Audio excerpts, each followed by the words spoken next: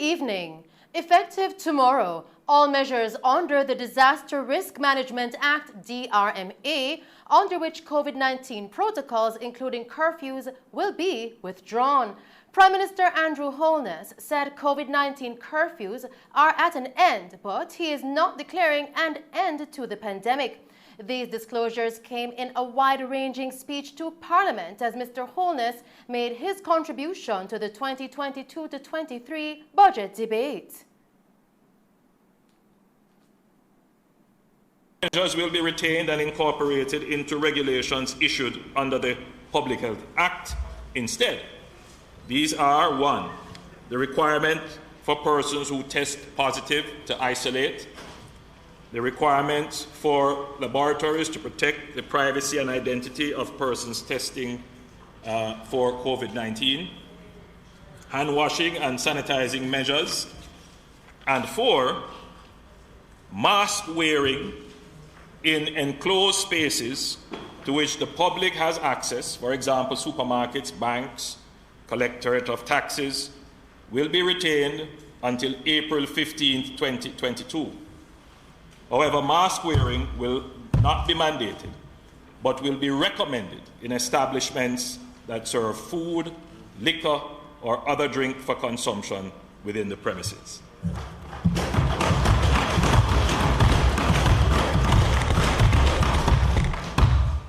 Madam Speaker, regarding travel, we note that it is becoming more difficult and expensive for incoming travellers to obtain COVID-19 tests. We have decided to retain the requirement to obtain a pre-test within 3 days prior to travel until April 15, 2022, and then we will assess with a view to its removal. Our news team went on the street and got the people's reaction. Here is what they had to say. Yes, that's a good move. That's a good move by the Prime Minister, because right now the COVID numbers is going down. So that's a good move. And if the Prime Minister not only if he drop his guard, we still have to wear the mask, social distance, wash your hand, and any event what is taking place, we still have to have the mask on and hold the distance same way. Well, to party, definitely to party. Because 2 years that, you know, and you know Jamaican people really love to party. So this is a very good move. I think it's a very good idea that, you know, the Prime Minister has addressed the measures and opened by the entertainment sector, which will bring more revenue for the country. And basically, I think that it's a good direction that the Prime Minister is taking the country, you know, because it shows that the Prime Minister is a very practical person. Well, I'm looking forward to more freedom and, you know, able to go into places and purchase and sit down and have my meal. Because during the pandemic, we couldn't have any meal, you know, in sit down and have a good meal. Because most of the places, they take up the chairs and we can go to the beach, you know, freely without have to be thinking that there's going to be, you know, contract the virus. So I think it's a good direction that the Prime Minister is taking the country. Well, we want to feel it that we can sell something. I have a month to pay my bills. Them right now, it's rough and tough. You know, see it? So listening is a good thing to me as a businessman, because sometimes when the people are going to come buy something for me. You know, so me agree with it. Make a little sale, because I can't hardly pay my bills, you know, because we never make no sale. You understand? So if we leave no one, people can come in and things return back as kind of, oh, me born and grow come see it around. He added that cabinet ministers who were at the artist Shensea's Shenyang album launch party without masks should contribute $100,000 to charity or to the defense of a citizen who was charged under the DRMA. Madam Speaker, I think we should be considering it for Parliament. But with what I saw yesterday, where some people were starstruck and forgot their senses, I believe they should be fined.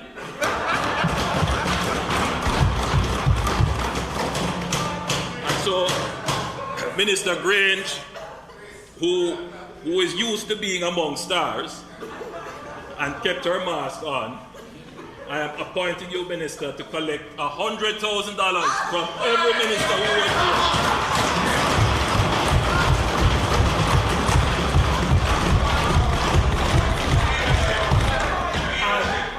And Madam Speaker, make a donation to a worthy charity. Yes. Or to the defense of anyone who is so charged. Remain with a pending charge.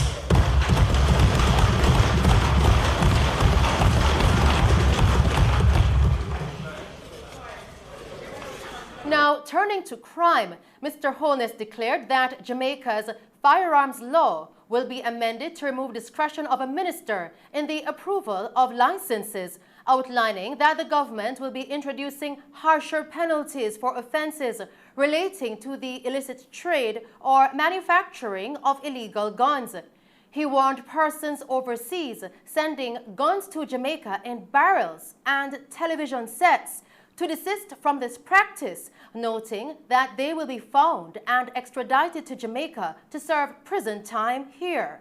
Mr. Holness outlined that the country has sat back for decades in acceptance of the gun culture taking over our youths and communities, a practice that can no longer exist.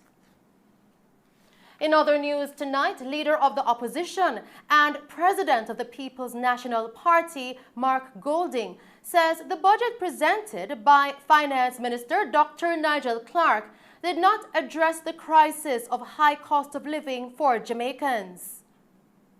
They all had already risen by some 60% in Jamaica over the 12 months lead up to February, which is before the war in Ukraine started. Since then, the price of oil has gone and passed the $100 per barrel mark. And we are very concerned as to the impact this is going to have on the population of the country, especially the vulnerable groups and the pensioners, elderly people, unemployed people, low-income earners, not just minimum wage earners, but persons whose incomes make it very difficult for them to survive. How are they going to manage at a time when food prices have been flying through the roof? Electricity prices are going to go up. Water is also being impacted because of the high electricity content in the production and distribution of water. Transportation costs, taxi fares, bus fares are going to be under pressure. Motorists are feeling it at the pump and are going to feel it harder. It is a very, very difficult time. And the budget presented by the government really does almost nothing to address this crisis. And that, we feel, is a major problem for the country. And we had to call them out on that. During a post-budget press conference yesterday at the PNP's headquarters, Mr. Golding criticized the government for their presentation on taxes and how this will affect the people.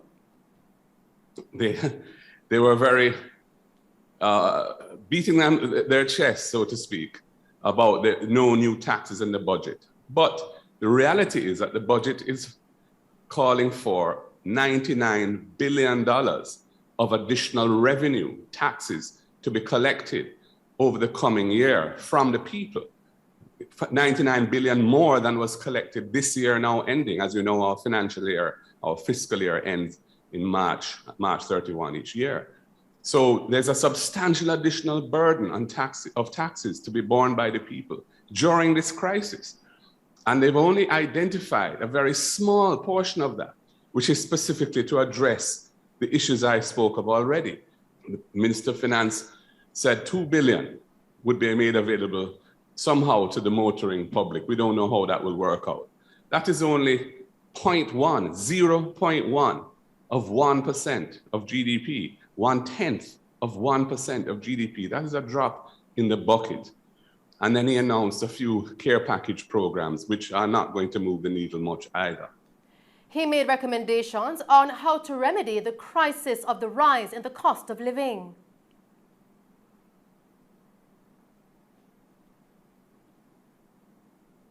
This current financial year, and you're projecting to do so again next year, at a time when the people are under so much pressure. This is not the time for excessive fiscal conservatism. This is a time to make things a little easier and slow down the pace of debt reduction so that people can get through this very difficult time now. I have said, look, up to 2% of GDP of additional expenditure to cushion the crisis, to cushion the blow, the lick after lick after lick that the people are feeling. We need to help them. So up to 2% of GDP, that would be up to $40 billion. Use that money to improve and increase PATH benefits, poor relief, the social pension for the elderly, for example, and to put in place some other measures that would ease the life of the people. Opposition spokesperson on finance, Julian Robinson, pointed to some recommendations the PNP has put forward to the government to uplift the people. The members of the media, I want to share with you some of the other recommendations we made around narrowing the gap and uplifting our people. One of the big challenges for micro businesses, small entrepreneurs, is that they have a difficulty accessing capital from the formal system. I'm talking about people who run bars, cook shops, people, barbers, hairdressers. And we are recommending that the government allocate a line from the Development Bank of Jamaica directed through our microfinance institutions who are already in the business of lending to micro entrepreneurs, and tie that with some business development support and training. So we are improving financial literacy. We are showing people how to do an income expenditure statement, how they can build their own capacity so that their businesses can become more sustainable. Many of these micro businesses operate in our inner city communities, in rural areas. They tend to be the first port of call for the residents from those communities. And this is really the buffer for them. This keeps them just above the poverty line. And it's not just them, but it is their families and the people around them.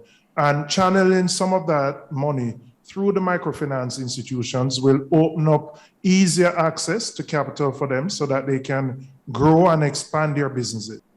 We turn our attention now to tonight's COVID-19 update, where Jamaica reported 30 new cases of COVID-19 and 2 fatalities yesterday, according to the latest statistics from the Ministry of Health and Wellness. Now, this increases the total of cases of the virus since the start of the pandemic to 128,456, and the death toll now to 2,857. The country also recorded 138 new recoveries, increasing the total of recoveries to 78,868. Of the newly reported cases, there were 16 females and 14 males, ranging in age from 1 year to 91 years.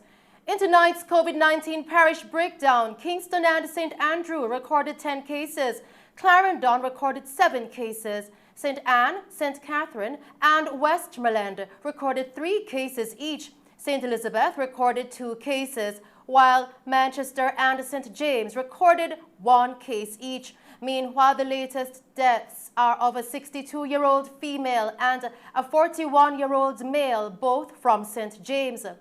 The deaths were recorded in August of 2021 as under investigation.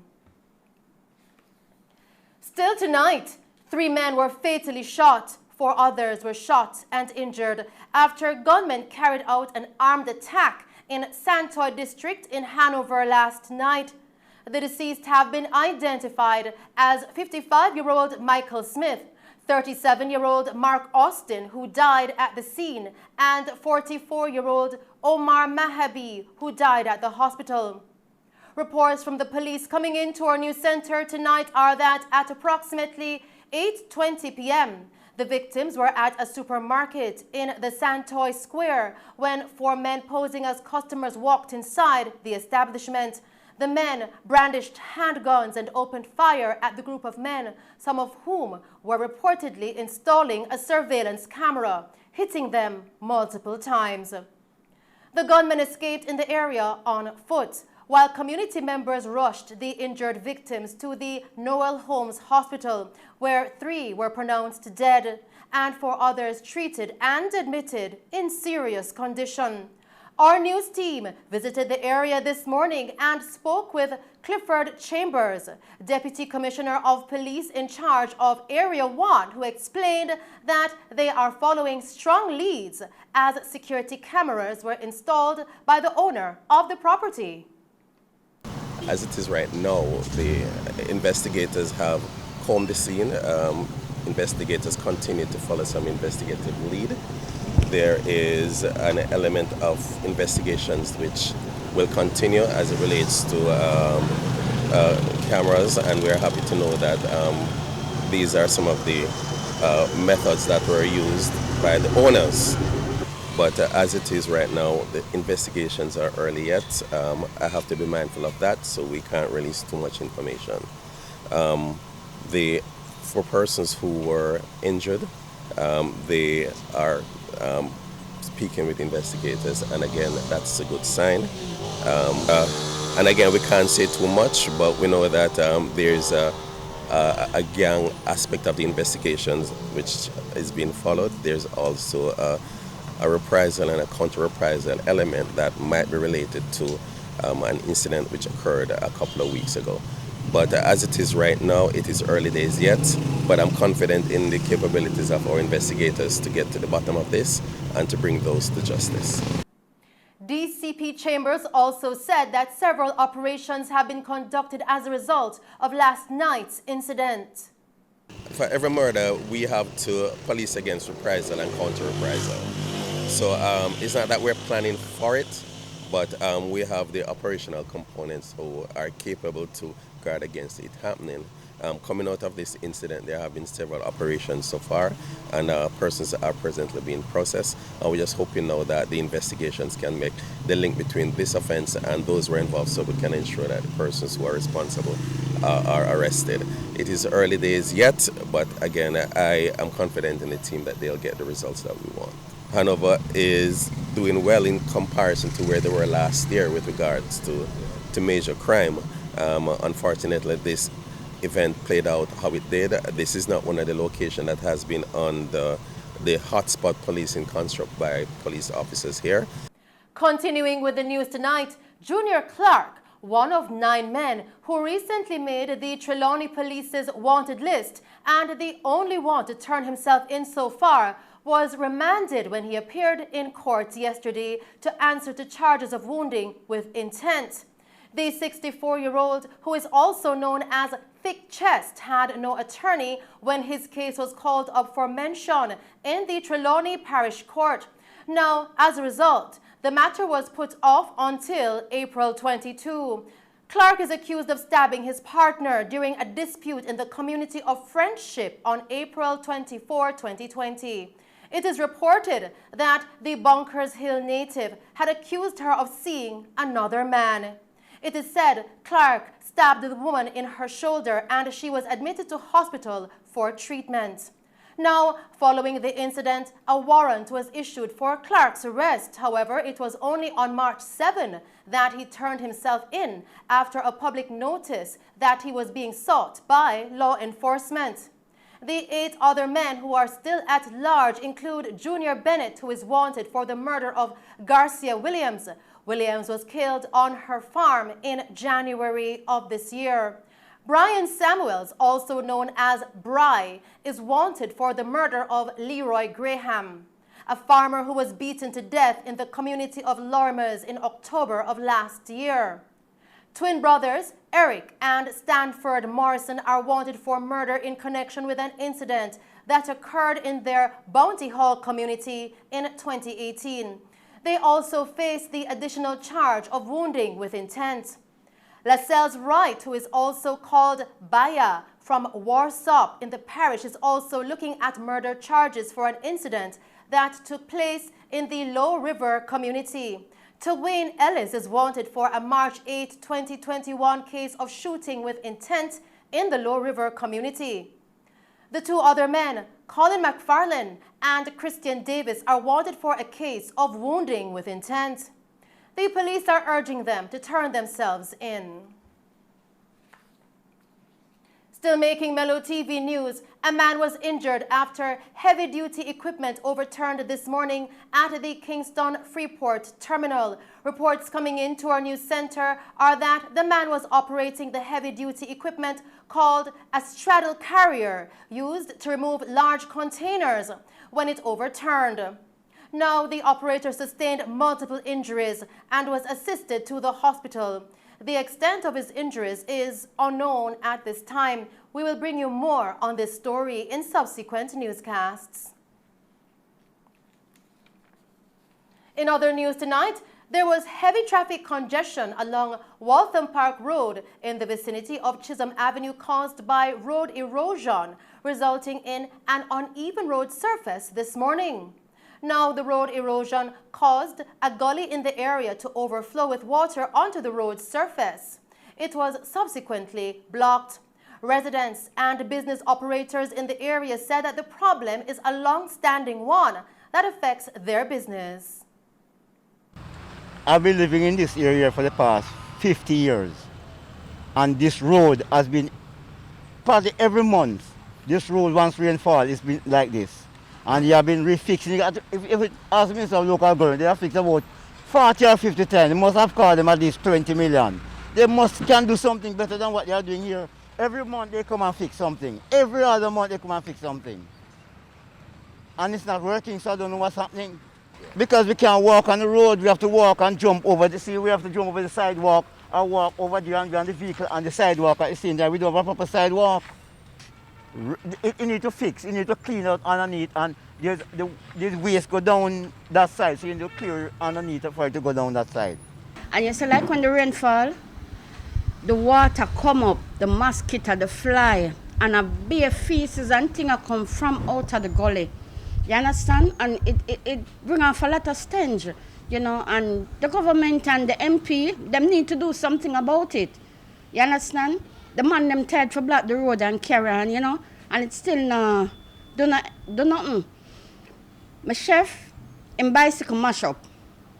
Him have to buy spokes, put in and fix it back, you know, through the hole, through the pothole, you know. So them need to do something about it, trust me. One resident said that in some instances, the condition poses a security risk. Here's no fix. It costs the traffic them for back up. So you have the whole from out to Kingston Irish go back to the stoplight, see?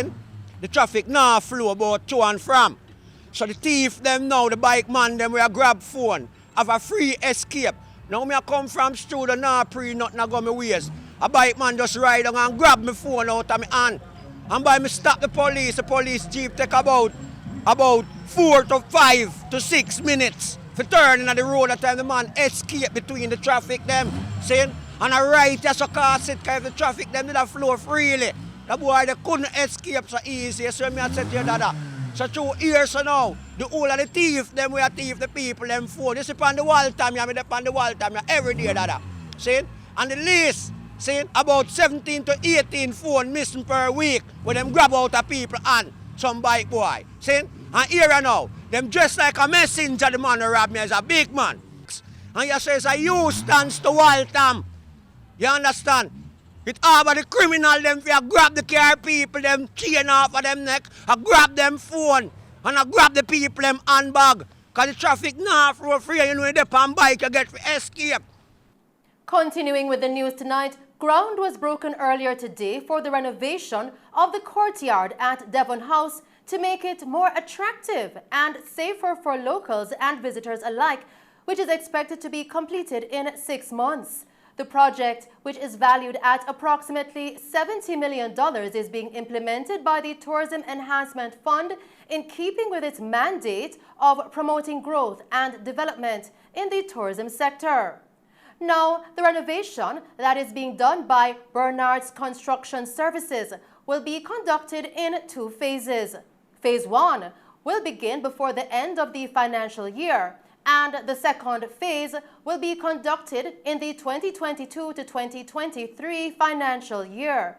Speaking at the official groundbreaking ceremony, Tourism Minister Edmund Bartlett said that the groundbreaking signals the government's commitment to position Kingston as a gastronomy tourism attraction.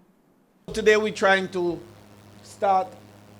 kickstart, I would say, a new development thrust to position Kingston, and particularly Devon House, as a gastronomy center of the Caribbean and arguably the Western world. Gastronomy represents, as you know, the centerpiece of the consumption patterns of visitors across the world. 42% of the expenditure of the visitor is on food. And if in 2019 they spent $9 trillion moving across borders, do the math, 42% of that is huge. It's just a little over $4 trillion. We don't know trillion here in US terms. And our budget has not reached trillion yet in Jamaican terms. We're on the edge of it, 900 odd billion. So we don't need to go to 4 trillion. Just give us a fraction of that 4 trillion and we'll be quite all right. And our people will be wealthy as a result. And so gastronomy for us in tourism represents the #1 pillar of growth. You recall I made the 5 pillars. I started with gastronomy because that is the driver of the travel options that people have. They travel, and I want to say they travel to eat, to consume. Minister Bartlett said that the government is looking at some $70 million for the sprucing up of the courtyard to make it a place of glory, allurement, excitement, and aesthetics. So gastronomy for us and Devon House is going to be the standard for the presentation of Destination Kingston over time. Today we are looking at a groundbreaking ceremony for some $70 million of the sprucing up of the courtyard, to make the courtyard a place of glory, a place of allurement, a place of excitement, a place of aesthetics, a place that you want to be, to have yourself a sense of place. And Devon House is that sense of place that is the reference point, as Deputy Mayor correctly said, for so many people, including people who have not seen greenery around them because of their own domestic and domicility arrangements. They are living in what some people call concrete jungle. They've never seen green around them too much. But Devon House offers that green space to walk, to perambulate, to generally enjoy and embrace and have fun. And we'll soon be there where we can hug again. Now, in sharing his support of the initiative, Deputy Mayor of Kingston, Councillor Winston Ennis, said the ksamc is pleased to endorse the new development and offered any further technical assistance that will be required throughout the life of the project. It is certainly my pleasure to have been invited to bring greetings and brief remarks on the behalf of Kingston and St. Andrew Municipal Corporation and in my own capacity as councillor for the Waterloo Division, which you are situated right now. Devon House holds a significant place in the history of Kingston and St. Andrew, as it boasts one of the largest recreational green spaces. Also, Devon House ice cream is listed among the top 5 best ice cream in the world. This location generates tremendous interest as the house has been well preserved to accommodated guided tours. Given this rich history and the significant heritage to the municipality, Devon House shall continue to be chief among the many attractions for foreign and local visitors, as well as priceless educational experience for students of history. The ksamc is pleased to endorse the new developments that will take place here on this ground, and we offer any further technical assistance that will be required throughout the life of the project to ensure that the implementation process is as seamless as possible and final outcomes are met. The initiative also received endorsements from the Member of Parliament for the constituency of St. Andrew Northeastern and the Minister of Justice Delroy Chuck, who shared that he commends the Tourism Ministry and the Tourism Enhancement Fund for the fantastic work they are doing on the upgrades to this complex. Let me congratulate the Tourism Ministry and the TPDCO for the fantastic work they're doing, and also for the upgrade of this complex. This complex stands out in Kingston as an area that all Jamaica can visit, and they do visit on a regular basis. And with the pandemic coming to a close, I have no doubt that Devon House will be one of the, not only entertainment area, but somewhere that people gather as they did before the pandemic. There are so many facilities here in Devon House that I'm sure we can tell Jamaica, here is where you can visit and have fun. I want to thank you to Minister and the TPDCO for the contribution that you're making to all the constituencies. I can tell you at this very moment, the funds you granted to me as a Member of Parliament is being utilized at the Peace Park. And Diana Stewart will be very happy to know, because she's the one who created the Peace Park in Grand Spain. And we are now renovating it at this time, using some funds from TPDCO, where it once again will be a major area for people to gather, play basketball in the evening. So congratulations and thanks for really all the work you've been doing, especially in Northeast St. Andrew. And those are the stories making news. We'll now take a break and then join Christopher Scott with the sports. Hi, I'm Chris Tufton, Minister of Health and Wellness. Vaccination has always been a critical part of protecting the health of our Jamaican people. The more of us who get vaccinated, the greater our chances of slowing the spread of COVID-19. The COVID-19 vaccine now available to Jamaica has met all the required safety and quality standards. I will take the vaccine, so let's vaccinate to stay safe. Message from the Ministry of Health and Wellness.